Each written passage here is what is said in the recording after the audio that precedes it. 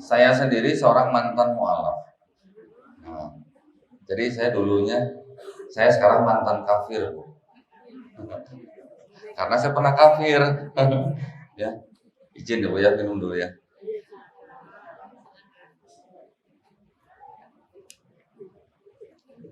Baik. Oh ya, Ibu, saya dikasih waktu berapa menit, Bu? Hah?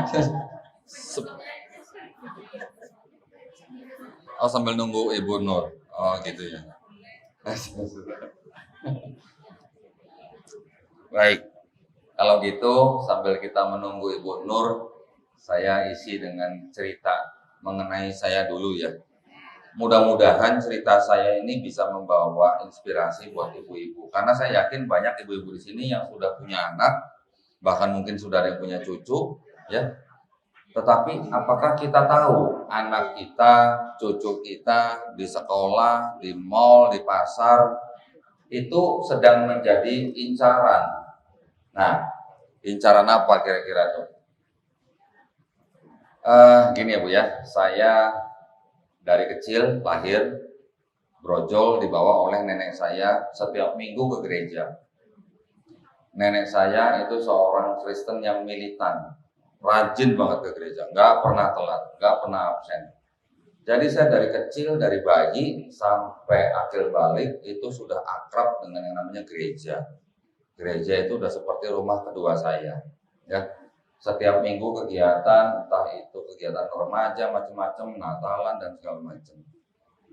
Sampai akhirnya saya dewasa, kemudian saya sudah berkeluarga, sudah punya anak, Allah berikan hidayah pada saya. Ketika saya berusia 44 tahun, Allah berikan kepada saya hidayah, alhamdulillah. Tetapi sebelumnya selama 7 tahun saya mencari kebenaran di dalam Islam. 7 tahun lama juga ya Bu ya. Kelamaan kan sebenarnya. Teman saya cuma 7 hari Bu belajar Islam, masuk ke Islam. Saya dulu 7 tahun. Nah, kenapa 7 tahun? Nah, saya ternyata dulu mempelajari nggak cuma Islam aja. Yang saya pelajari semua agama. Ya, karena kan kalau saya mau keluar dari agama saya yang lama, saya harus pilih dong agama yang mana yang menurut saya benar nantinya. Saya nggak langsung tunjuk Islam gitu. Nah, saya pelajari dulu yang lain. Nah, jadi waktu itu setelah saya mendapat jawaban, Islam itu ternyata saya lihat seperti ini Bu. Ini air putih ya? Masa? Ini air putih air bening? Air bening. Kenapa kita bilang air putih ya? Bingung ya. Padahal bening. Ternyata Islam seperti ini. Bening. Dan semua orang sebenarnya bisa dan harus minum air bening. Kalau air bening ini kita kasih kopi, akan berwarna apa Bu? Hitam. Kalau kita kasih teh berwarna coklat. Kita kasih sirup berwarna merah. Apakah semua orang bisa minum sirup? Nah, kalau yang udah diabetes mungkin nggak boleh ya. Mama saya diabetes akut Bu dari tahun 79 sampai 2010. Pantang itu namanya sirupnya, nggak boleh minum sirup. Apakah semua orang bisa minum kopi? Nggak semua. Saya juga sekarang sudah termasuk yang tidak bisa minum kopi karena mah saya. Nah, apakah semua orang bisa minum teh? Tetapi apakah semua orang bisa minum air putih atau air bening? Harus minum, kalau nggak minum mati ya gitu ya.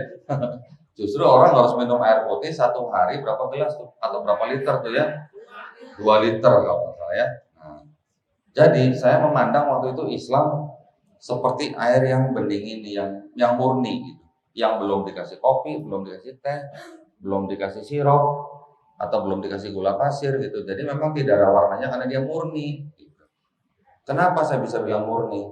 Ternyata ceritanya agak panjang, belajarnya agak panjang. Bolehlah kepanjangan, tapi menurut saya nggak apa-apa lah. Saya nunggu 7 tahun, yang penting saya menemukan yang benar gitu. Daripada saya cepet-cepet buru-buru milih agama yang mana, ternyata salah lagi. Saya udah 44 tahun ternyata berada di agama yang salah. Masa mau ganti agama? Cuman apa istilahnya? Cuma sebentar doang langsung milih gitu. Jadi saya akhirnya mengorbankan waktu 7 tahun untuk mempelajari semua agama termasuk agama Islam. Nah, oke, ada agama yang Di dalam sistem kemasyarakatan itu mengenal yang namanya kasta. Saya nggak usah sebutin agamanya ya, jangan ya. Ada agama yang menggunakan sistem kasta di dalam masyarakatnya. Jadi saya pikir agama ini kurang adil gitu ya. Tidak untuk semua manusia, atau paling tidak adil untuk semua lapisan masyarakat. Kemudian ada juga agama yang merasa dirinya sangat-sangat eksklusif, karena agama ini hanya untuk bangsa tertentu, bukan untuk bangsa lain. Bangsa lain mau ikut boleh, tapi dia tetap tidak diakui sebagai bangsa itu. Artinya hanya sebagai simpatisan atau pelaku saja. Agama itu merasa dirinya adalah bangsa yang dipilih atau dilebihkan dari bangsa lain. Saya yakin ibu-ibu kalau perhatikan ayat-ayat di Quran pasti tahu bangsa siapa yang saya maksud. Ya, perlu saya kasih tahu nggak sini? Nah, oke. Nah, karena ini menyebut agama-agama lain, jadi saya harus agak hati-hati ya. Ada agama juga yang tidak menonjolkan konsep ketuhanannya, tetapi yang ditonjolkan hanya konsep jalan kehidupan, cara berbuat baik. Nanti kalau baik, nanti akan setelah mati akan reinkarnasi jadi apa, gitu ya. Ibu tahu ya, pernah dengar ya? Jadi itu hanya seperti filosofi, gitu. Itu agama-agama yang utama, gitu ya, di seluruh dunia. Ada lagi nanti yang macam-macam berdasarkan suku dan segala macam. Nah, saya mau bandingin lagi begini. Tadi kan saya analogikan Islam sebagai air putih karena murni, ya kan? Sekarang ibu-ibu tahu nggak artinya Islam itu apa? Selamat. Selain selamat, damai. Selain damai, berserah diri. Selain itu, ada lagi? Ada lagi? Patuh, tunduk, taat. Jadi Islam itu berarti artinya kata kerja, ibu ya. Kata kerja ya. Berserah diri kan berarti kan pasrah, ya kan? Tunduk, patuh, taat itu kata kerja gitu. Seperti kata perintah gitu. Kata perintah dari yang menurunkan agama itu memerintahkan kepada makhluk ciptaannya, gitu kan? Tunduk, patuh, taat, berserah diri. Berserah diri itu udah yang paling luas artinya. Ya. Tetapi ada agama yang artinya itu nama daripada sebuah suku atau sebuah bangsa. Ya, saya sebutin nggak nih? Sebutin aja ya, sebutin aja. Agama Yahudi, ya, ibu tahu kan? Yahudi itu berasal dari kata apa? Yehuda. Yehuda itu adalah anak keempat dari Nabi Yakub alaihissalam. Oke. Jadi nama Yehuda menjadi nama suku Yehuda, akhirnya menjadi suku bangsa Yahudi yang sekarang kita kenal. Agamanya juga dikenal sebagai agama Yahudi, atau bahasa Inggrisnya Judaisme, gitu ya, Judaism. Gitu. Jadi agama menggunakan nama orang. Nanti ada lagi agama yang menggunakan nama gelar orang. Ya, Kristus. Kristus itu adalah gelar. Kristus kalau di Islam itu sama juga dengan Al-Masih. Ya, Kristus berasal dari kata Kristos. Kristos yang diurapi. Itu adalah gelar terhadap seseorang. Kemudian ada lagi agama yang berdasarkan nama tempat. Hindu. Hindu adalah nama tempat di India yang menjadi tempat asalnya agama Hindu. Kemudian Buddha artinya itu juga gelar untuk Siddhartha Gautama. Nah, jadi ada nama orang, ada gelar, ada nama tempat. Kok sepertinya buatan orang ya sepertinya ya. Tapi kalau Islam kok artinya kok tunduk, patuh, taat, berserah diri. Nama ini adalah kata kerja, gitu. Kata perintah. Mungkin sederhana analogi yang saya berikan, tetapi kita bisa pikir ya, agama kok pakai nama orang, agama kok pakai nama tempat, agama kok pakai nama gelar. Apa mungkin ini agama yang diturunkan yang menciptakan manusia? Itu hal kecil. Itu yang buat saya juga, walaupun kecil tapi penting buat saya. Karena saya ingin mencari agama yang benar-benar berasal dari yang menciptakan saya. Sama seperti kalau kita beli TV atau beli kulkas, pasti yang menciptakan itu menyertakan buku tuntunan atau buku petunjuk, ya. Ada namanya owner's manual book, buku petunjuk. Yang tahu kamera itu dalamnya seperti apa, cara kerjanya bagaimana, baterainya berapa lama, bisa rusak karena apa, yang tahu pasti yang bikin. Yang bikin pasti nulis di dalam buku petunjuk. Ada cara penggunaannya, kalau salah begini, kalau benar begini, ada perawatannya. Kita sebagai manusia ciptaan Allah Subhanahu wa taala, yang menciptakan kita pasti tahu kondisi kita. Yang menciptakan kita pasti tahu bagaimana kita harus hidup bermasyarakat. Yang menciptakan kita pasti tahu kalau kita sakit harus ngapain, kalau kita sedih harus ngapain, kalau kita misalnya lagi galau mesti ngapain gitu ya. Yang menciptakan kita pasti yang tahu di dalam badan kita, di dalam otak kita, di dalam sistem tubuh kita pasti tahu. Nah, kok saya mempelajari Quran karena saya waktu itu belum bisa baca Quran, yang saya baca terjemahannya. Waktu saya baca Quran, oke, mungkin tidak semata-mata langsung selesai semua gitu ya. Tapi karena saya riset, ternyata di dalam Quran banyak ayat-ayat yang berhubungan dengan ilmu pengetahuan. Mungkin ibu-ibu di sini lebih jago baca Qurannya daripada saya. Mungkin tajwidnya pasti lebih bagus daripada saya. Tapi saya sudah meriset Quran itu. Dan tidak mungkin Quran itu karangan Nabi Muhammad SAW. Kenapa? Saya bisa buktikan. Saya meriset, ada seorang doktor, profesor. Dia khusus bergerak di bidang embriologi. Dia menulis bukunya itu dipakai di seluruh universitas di seluruh dunia yang berurusan dengan embriologi saja, Bu. Yang dia tulis itu adalah tahapan-tahapan dari bayi yang embrio yang belum membesar, proses embrionya. Dalam waktu sekian minggu dia berbentuk seperti apa, dalam waktu sekian minggu dia dibungkus apa, dalam waktu sekian minggu dia harus melewati nanti berapa tahap gitu. Semuanya dia tulis di dalam bukunya dia dan dipakai di seluruh universitas di seluruh dunia. Nah, karena dia profesor doktor, berarti kan dia ngajar. Dia kadang sering bikin seminar, dia sering bikin pengajaran untuk dokter-dokter yang lain. Ternyata dia baru dikasih tahu oleh temannya bahwa apa yang dia tulis di buku itu ternyata ada di Al-Quran yang sudah ditulis 1400 tahun yang sebelumnya gitu. Penasaran dong dia dong, bagaimana mungkin ada orang yang tidak punya mikroskop bisa menuliskan hal yang sama dengan yang dia tulis, di mana dia harus menulis itu harus pakai mikroskop gitu. Kan tidak mungkin. 1400 tahun yang lalu ada orang yang bisa menuliskan nanti kalau embrio itu berumur sekian minggu dia akan berbentuk seperti apa, seperti lintah katanya. Ternyata di Quran disebutkan seperti apa? Alaqah ya. Kemudian dia tuliskan lagi urutan-urutannya semua sama dengan yang dia tulis. Penasaran, dia pergi ke Arab Saudi. Dia berdiskusi dengan beberapa ulama di sana. Akhirnya dia membuat konferensi pers. Dia mengambil kesimpulan bahwa tidak mungkin Al-Quran ini dikarang oleh Nabi Muhammad. Al-Quran ini pasti turun atau berasal dari Sang Maha Pencipta. Dia tulis seperti itu. Dia tidak bilang Allah, tapi dia bilang Sang Maha Pencipta. Artinya apa?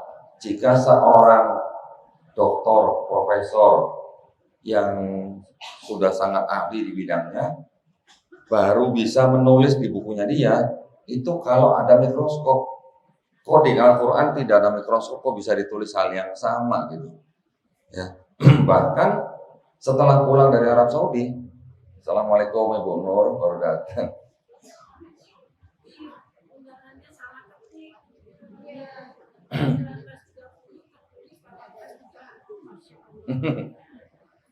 Bu, ya Bu. Ya Bu. Ya, jadi setelah pulang dari Arab Saudi, Profesor Kitmore ini setelah pulang ke Amerika, dia malah harus mengoreksi bukunya. Karena ada beberapa bagian kecil tulisan dia yang dikoreksi oleh Al-Quran. Masya Allah. Bayangkan, 1400 tahun yang lalu bisa mengoreksi, doktor profesor yang menulis buku yang mana dia harus menggunakan mikroskop untuk menulis buku itu. Jadi kalau melihat begitu gimana ya? Saya kan juga membaca. Oke lah, zaman sekarang kita sudah informasi di tangan kita. Kita buka Google, kita buka YouTube, semuanya bisa kita lihat, kita bisa cek. Ya. Saya juga lihat videonya, saya lihat konferensi persnya, saya lihat jurnalnya, saya lihat juga bukunya. Sepertinya tidak mungkin kalau itu berita hoax. Akhirnya dari situ saya mulai apa? Jangan-jangan benar Al-Quran murni firman Allah. Waktu itu. Karena gini ya Bu ya, mohon maaf ya. Selama hidup saya sebelum saya masuk Islam, yang saya pegang adalah Bible. Bible ini yang kita tahu di dalamnya itu ada Taurat, Zabur atau Mazmur. Saya waktu itu sebutnya Mazmur ya, bukan Zabur ya. Taurat, Mazmur, Injil. Saya waktu itu sebagai orang Kristen, saya tahunya Taurat, Zabur, Injil ini adalah firman Tuhan yang diturunkan kepada nabi-nabi, kemudian dituliskan oleh pengikut-pengikutnya, oleh kira-kira 40 orang selama rentang waktu 1500 tahun. Bayangkan, dari kecil yang saya pahami itu. Tapi ternyata waktu setelah saya mempelajari Quran, di Quran juga disebutin ada Taurat, Zabur atau Mazmur, dan Injil. Berarti kan saya mikirnya gini, kalau gitu yang dimaksud Quran, Taurat, Zabur, Injil itu adalah Bible saya. Sayang saya tadi lupa bawa sih Bible saya ini. Betul kan? Jadi saya mikirnya gitu kan, apa yang dimaksud oleh Quran, yang disebut oleh Quran. Karena kan Al-Quran kan membenarkan kitab-kitab yang sebelumnya diturunkan, Taurat, Zabur, Injil. Jadi waktu saya masih menjadi orang Kristen, saya berpikir bahwa Bible saya inilah yang disebut oleh Quran, Taurat, Zabur, Injil. Ternyata Bu, setelah saya pelajarin, jadi saya flashback gitu belajarnya. Jadi saya harus belajar ulang gitu Bible saya. Harus saya pelajari ulang gitu ya. Ternyata apa yang disebutkan atau apa yang dibenarkan oleh Al-Quran, Taurat, Zabur, Injil, itu dikoreksi sama Al-Quran. Jadi banyak cerita di dalam Bible saya yang dikoreksi oleh Al-Quran. Ya. Kemudian setelah dikoreksi, dijelaskan pula gitu. Jadi fungsinya Al-Quran di sini yang saya lihat adalah dia pertama adalah apa? Musodik, dia membenarkan kitab-kitab yang sebelumnya. Kemudian setelah dia membenarkan, dia juga mengoreksi. Ya, mengoreksi kitab-kitab yang sebelumnya. Kemudian dia juga menjelaskan, nah, apa saja yang dikoreksi, apa saja yang dijelaskan, itu ternyata banyak sekali. Ya, ibu-ibu pernah dengar Nabi Lut ya? Ya dong, pernah dong. Nabi Lut di dalam Bible saya itu harus menghamili anak perempuannya sendiri, 2 orang anak perempuan. Ya. 2 malam berturut-turut, dua-duanya hamil. Nabi Nuh alaihissalam yang kita kenal di dalam Bible saya dulu diceritakan mabuk anggur. Kemudian karena mabuk dia telanjang di tendanya. Nabi Daud alaihissalam ya, yang saya kenal di Bible saya dulu itu ceritanya apa? Dia menghamili istri daripada tentaranya sendiri sampai punya anak.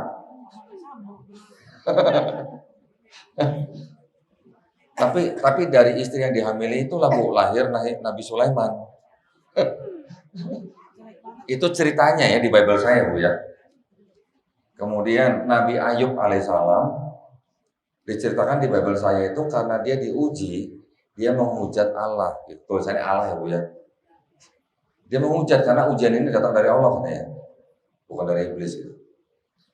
Nabi Harun alaihissalam, ya kakaknya Nabi Musa alaihissalam, di Bible saya diceritakan dia yang membuat patung sapi berhala untuk disembah oleh Bani Israel.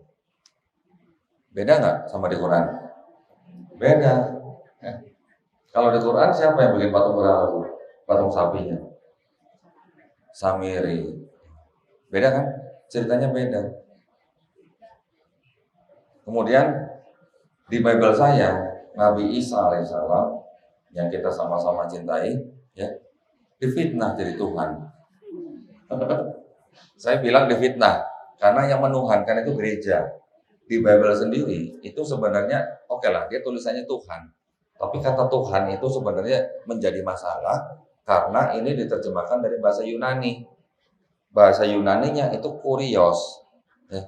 Kurios itu kalau dalam bahasa Jawanya tuh kurang lebih dengan kata Gusti sama. Gusti lah ya. Jadi kalau Gusti itu kan bisa ditujukan untuk manusia, tapi juga bisa ditujukan untuk Sang Pencipta. Tetapi setiap kata kurios untuk Yesus selalu diterjemahkan dengan kata Tuhan. Nah, tapi penerjemahan ini, Bible ini, waktu saya pegang zaman dulu, selama saya pegang Bible, semuanya katanya tuh Tuhan, Tuhan, Tuhan gitu. Kalau untuk Yesus pokoknya Tuhan aja. Ternyata puluhan tahun sebelum saya pegang Bible, itu ada Bible versi lain yang bisa menuliskan begini. Di satu Bible yang versi ini tahun sekian Yesus tidak disebut Tuhan, tapi junjungan. Nanti di Bible yang lain disebut apa? Tuhan. Berbeda-beda, versinya beda-beda. Nanti di versi yang sebelumnya lagi, yang pertama kali yang diterjemahkan oleh orang Belanda, nanti ada tulisannya apa ya? Rabi. Rabi itu guru. Ya. Jadi kalau di Bible saya dulu yang namanya Yesus Kristus itu diceritakan tidak menikah, ya, tidak menikah sampai dia disalib, sampai dia mati, kemudian bangkit dari ketiga diangkat, tidak pernah menikah. Tetapi di Bible juga Yesus itu disebut Rabi, ya. Kalau Rabi itu sebenarnya guru. Kalau di dalam bahasa Ibrani atau ya apa ya bahasa Yahudi ya, Rabi guru itu syaratnya dia bisa menjadi rabi kalau dia menikah. Ini saya tahu setelah saya belajar gitu. Selama saya Kristen saya nggak pernah tahu. Jadi di Quran juga benar bahwa semua nabi-nabi juga menikah dan punya istri. Bahkan bukan istri satu, istri-istri malah sebutnya. Poligami malah sebutnya. Jadi kalau menurut Quran, termasuk Isa Al-Masih, dia juga beristri dan malah poligami. Karena istri-istri tulisannya, gitu kan? Di Bible tidak pernah menikah Yesus Kristus. Nah, saya juga baru menyadari bahwa dulu pemerintah Belanda waktu kira-kira di akhir abad ke-19 ya, ada yang 1896, ada yang 18 sekian gitu, 1733. Pemerintah Belanda melalui beberapa penerjemahannya, contoh misalnya seperti Leidecker atau Klinker, mereka menerjemahkan Bible dari bahasa Belanda ke bahasa Melayu rendah sebutnya, itu ternyata dibeda-bedakan. Kalau untuk orang Kristen ya, yang menggunakan bahasa Latin, mereka menuliskan nama apa? Yesus Kristus. Tapi kalau untuk orang Muslim yang berpendidikan, mereka menerjemahkan ke Bible dengan terjemahan apa? Isa Al-Masih. Untuk yang orang Islam, mereka menulisnya apa? Ka'bah. Yesus berada di Ka'bah. Yesus keluar dari masjid. Ada kata-kata insya Allah di dalam Bible. Sayang tadi saya nggak bawa, saya lupa. Saya sudah mengumpulkan banyak Bible dari tahun-tahun kuno. Ada yang tahun 1879, ada yang 1896, ada yang 1912, ada yang 1949, 62, 74, macam-macam. Saya sekarang jadi pengumpul atau pengoleksi Bible kuno. Karena itu saya pakai untuk saya berdebat dengan pendeta. Masih banyak pendeta zaman sekarang ya, yang bilang bahwa Yesus Kristus itu bukan Isa Al-Masih. Karena mereka tidak pernah membaca Bible yang zaman dulu. Mereka juga lupa hari raya yang ditetapkan oleh pemerintah itu hari raya kematian atau kelahiran siapa? Isa Al-Masih. Tapi mereka mengingkari itu bukan Yesus Kristus yang di Bible kami gitu. Bahkan ada gereja, banyak di Indonesia gereja yang namanya gereja Isa Al-Masih. Gitu. Jadi memang apa ya? Kalau boleh saya bilang, kalau di Bible itu memang tugasnya mereka untuk menginjili orang lain, itu mereka harus bisa apa? Cerdik seperti ular, tulus seperti merpati. Nah, jadi apa tuh kalau begitu? Takiyah bukan? Kurang lebih begitu caranya. Nah, kita sebagai umat Islam, kita tahu bahwa kita juga diperintahkan untuk berdakwah. Betul, Bu? Ya. Sampaikanlah walaupun hanya satu ayat. Tapi kalau perintahnya mereka, Bu, untuk berdakwah atau untuk menginjili orang lain, itu apa? Matius 28 ayat 19. Karena itu pergilah, jadikanlah semua bangsa muridku. Baptislah mereka dalam nama Bapa dan Putra dan Roh Kudus. Jadi kalau belum dibaptis, belum kelar itu misinya. Gitu. Nah, dulu saya waktu masih di gereja, saya setiap minggu kalau ke gereja itu dikasih 3 amplop. Mungkin nggak semua gereja lah ya, tapi gereja saya waktu itu ya, 3 amplop. Yang satu amplop untuk kolektor itu infak. Ya. Yang satu amplop untuk perpuluhan. Kalau perpuluhan itu di kita kenal dengan zakat. Yang satu lagi amplop untuk pembangunan. Ibu-ibu kalau lewat tol Jagorawi, Bu, Umi ya, kalau lewat tol Jagorawi yang arah Bogor, di Sentul, sebelah kiri Bu, kalau dari Jakarta nih, ada gedung SICC. Ada yang pernah Bu, tahu ya? Besar sekali kan? Uang saya termasuk ada di sana tuh Bu. Perpuluhan iya, pembangunan juga iya. Itu sebenarnya gereja itu. Ibu-ibu mungkin nggak tahu ya di sini ya.